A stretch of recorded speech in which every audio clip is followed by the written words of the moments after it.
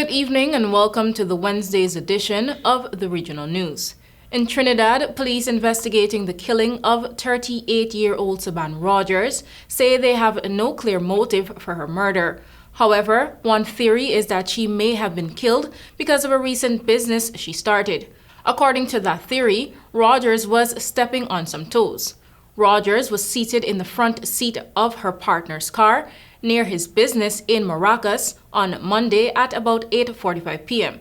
According to a police report, Rogers' partner, 35, a doctor, told police he was securing his business when an AD station wagon pulled up and a man with a black bandana over his face approached the vehicle in which Rogers was seated and opened fire on her.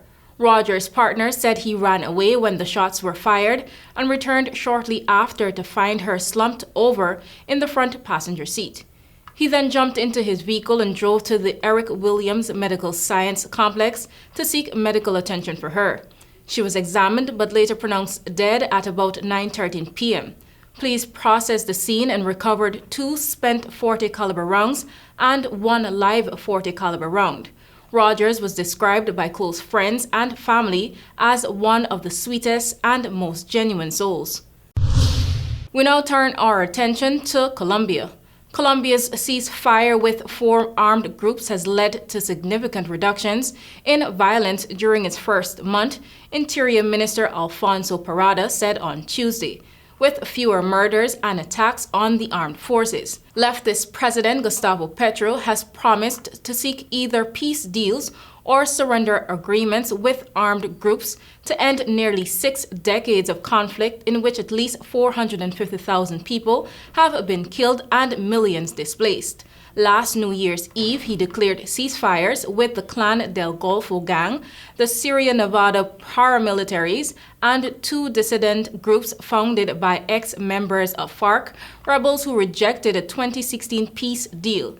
Petro also initially declared a ceasefire with National Liberation Army rebels who are holding peace talks with his government, but backpedaled when the group said it had not agreed to the measure.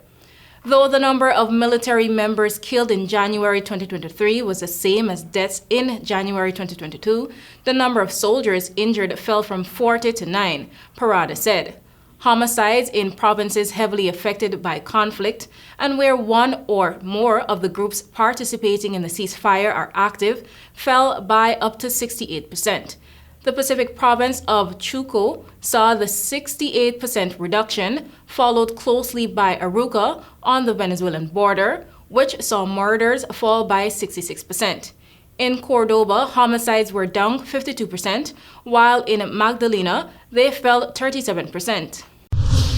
We close by telling you that car crashes, opportunistic criminals, rotting food, decomposing bodies, bankrupt businesses, and water shortages.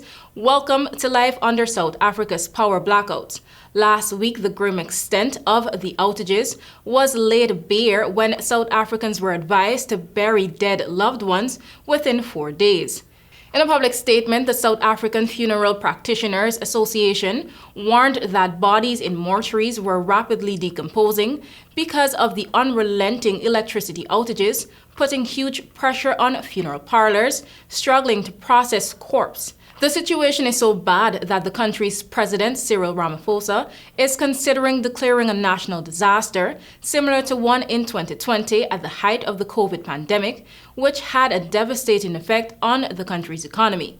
Last week, scores of supporters from the Democratic Alliance opposition party marched under heavy security through the streets of Johannesburg and Cape Town to voice their frustrations over the persistent blackouts.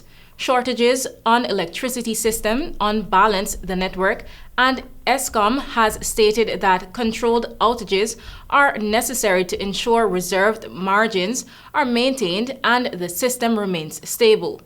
While the country has been experiencing on-off power outages for years, since September 2022, scheduled blackouts have become routine, affecting every part of South African society. For some people, not having access to reliable power can be the difference between life and death.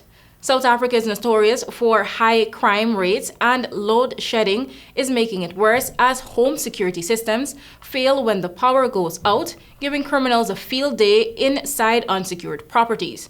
Policing also becomes harder, with officers unable to reach crime scenes fast enough due to congestion when traffic lights are off. I'm Renata Burnett, and thank you for watching. Back to you, Travis.